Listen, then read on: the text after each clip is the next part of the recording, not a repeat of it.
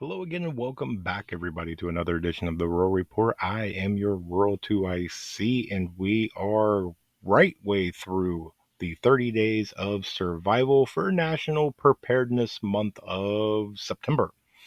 So, if this is your first time watching, welcome. We have in honor of Little Rural, my 5 year old, and giving me the idea of doing this in a more fun way of the ABCs. So, each day we have been doing a letter throughout the alphabet and going about on most of it about 4 words, followed by kind of a fun fifth one, and then there's a challenge at the end. So let's just jump right into this one. And today's letter is J. So the first word that I'm going to throw out is job. When we start getting into whether it's before or after an SHTF situation, you have a job to do.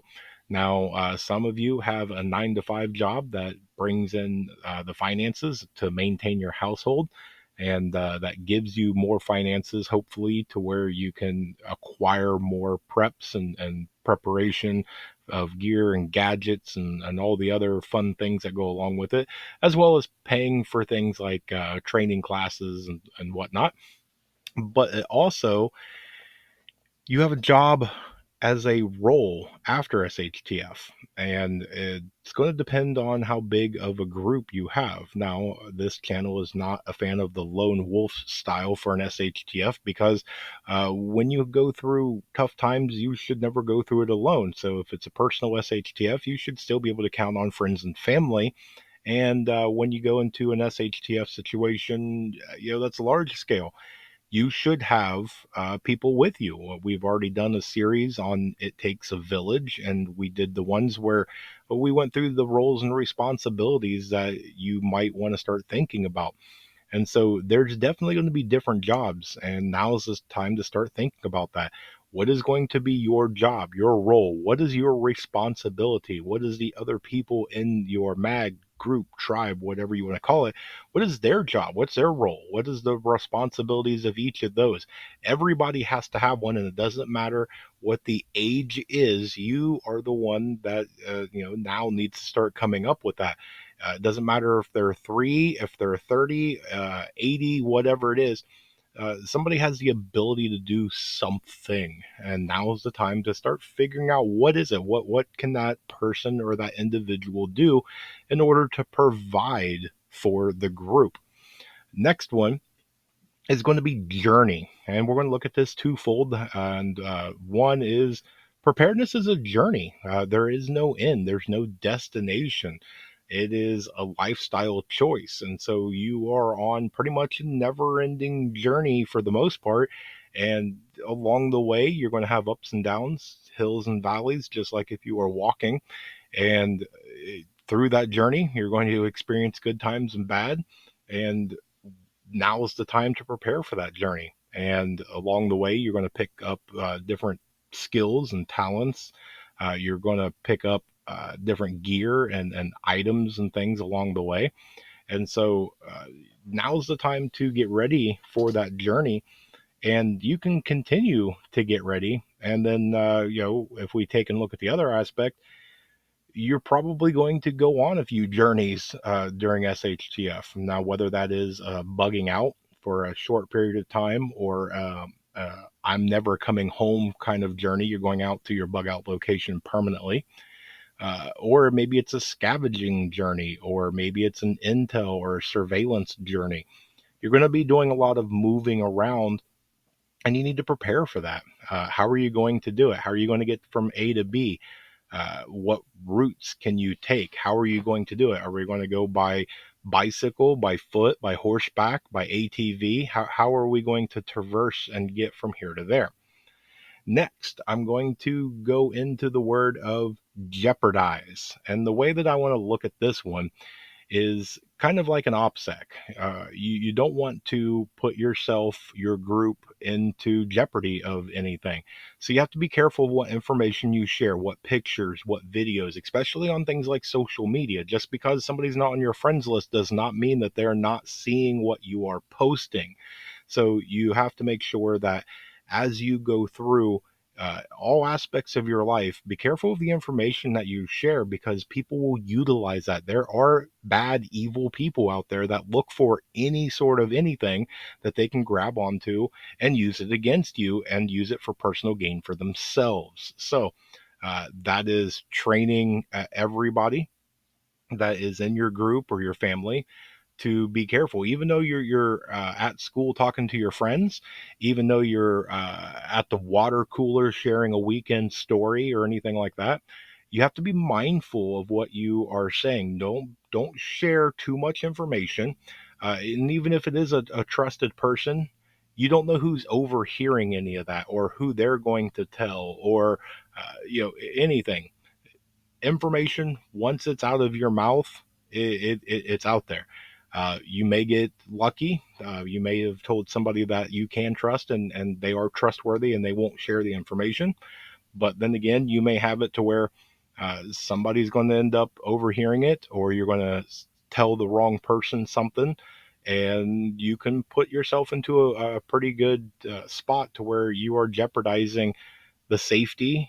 You're jeopardizing your preps and your food and your stocks and supplies and things like that. So just a little warning of being a little bit more careful. Lastly is the word join. If you are not part of a group, this would be a great opportunity to start looking around for one to join up with. If you are part of one, ask others to join. I don't know about if you could have too many people. I mean, each situation presents its own risk and reward. You have to have that balance. And so the amount of property that is there, the amount of skills that people bring to the table, the amount of food that you can secure, the amount of water that you have and can make it drinkable, is going to depend on how many people you can have. Many hands make light work, but there is, I guess, some point in time to where you have just too many people and not enough resources in order to take care of them. A large group of people can present problems in and among itself, as well as there is the saying of safety in numbers. So you kind of have to find that balance and figure out what works best for you. But even if you're not physically joining something, you can still join in virtual groups. There's a bunch of people that have online mags and things like that. So you can join in and share information, share tips and tricks and ideas and successes and failures and everything like that. Again, don't do anything to jeopardize. But as long as you're doing it with common sense and within reason, it would be a very good idea to join some of these things and see what you can learn and what you can educate others as well as educate yourself. So there's my four. My honorable mention I'm going to have a little bit of fun with, and I'm going to use the word junk. Okay, we've all heard the phrase of one man's junk is another man's treasure. So don't necessarily look at something and have it to where, one, don't do it as the extreme where you're going to hoard absolutely everything. There are things that cannot be reused or recycled or anything like that.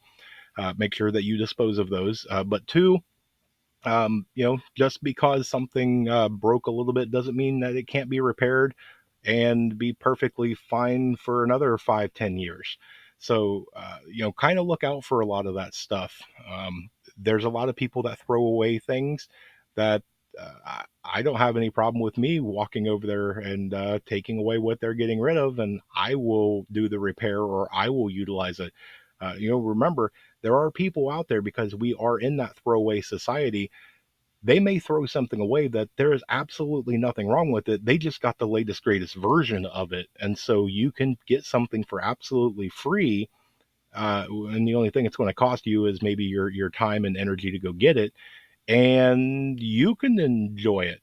It saved you tens, maybe hundreds of dollars by going and get something that there's nothing wrong with. It's junk to them because they've got a much better, fancier version. So take advantage of things like that. So, but that's what I've got for you today. Hopefully, you got something out of that one. Again, we're just having some fun with our 30 days of survival by using the alphabet. And so, my challenge to you is I don't want to sit here and give you a list to live by. I want to get you thinking. And so here's your opportunity. Today is the letter J. What's another one or two that we could add to this list? Let me know down in the comment section below. And we, as a prepping community, we can build that list together. So far, the comment section has been doing pretty well. You guys have been coming up with a really, really good one. So bravo to you. Thank you guys for participating. But that's what I've got. So hopefully you guys got something out of this one, and do all the little fun YouTube things, hit the bell for notification and all that, so that way you can continue on.